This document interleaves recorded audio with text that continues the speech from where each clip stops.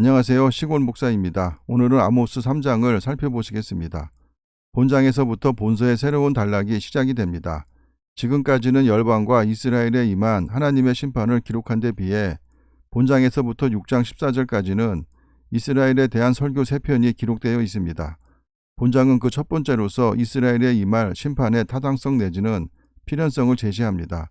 그 이유는 그들이 선민으로서의 책무를 망각해버리고 타락한 종교 생활과 방탕한 물질 생활에 빠져들었기 때문입니다. 1절입니다.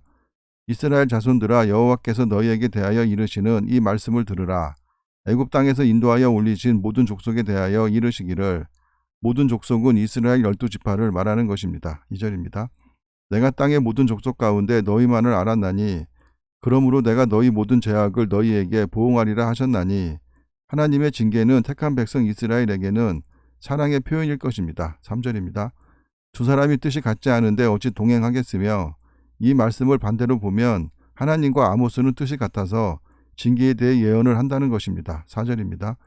사자가 움킨 것이 없는데 어찌 수풀에서 부르짖겠으며, 젊은 사자가 잡은 것이 없는데 어찌 굴에서 소리를 내겠느냐. 덫을 땅에 놓지 않았는데 새가 어찌 거기 치이겠으며, 잡힌 것이 없는데 덫이 어찌 땅에서 트겠느냐.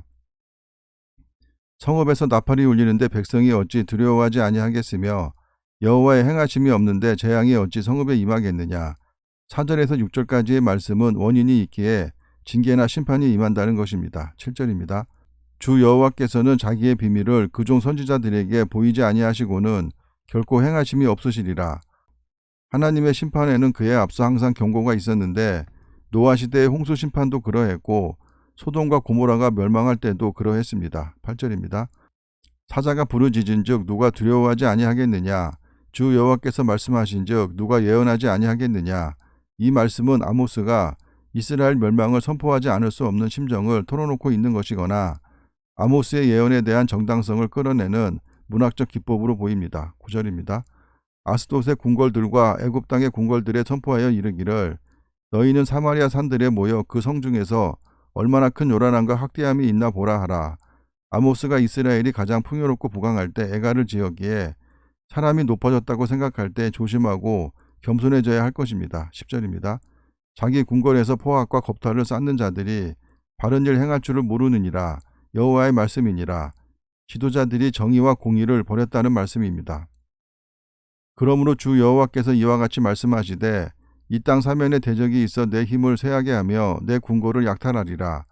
BC 733년 아스르의 디글라 빌레셋 3세가 길르앗과 갈릴리를 침략하고 BC 722년 살마네셀 5세가 북이스라엘을 멸망시킴으로써 이 예언이 성취되었습니다. 12절입니다.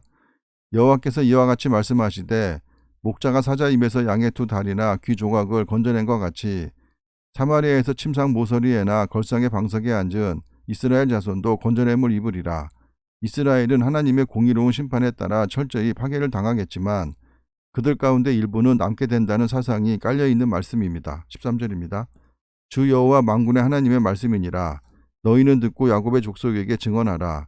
너희는 아스돗과 애굽을 말하는 것입니다. 14절입니다. 내가 이스라엘의 모든 죄를 보응하는 날에 배달의 제단들을 벌하여 그 제단의 뿔들을 꺾어 땅에 떨어뜨리고, 하나님은 우상 숭배를 절대로 용서하지 않으십니다. 15절입니다. 겨울궁과 여름궁을 치리니 상하궁들이 파괴되며 큰 궁들이 무너지리라. 여호와의 말씀이니라.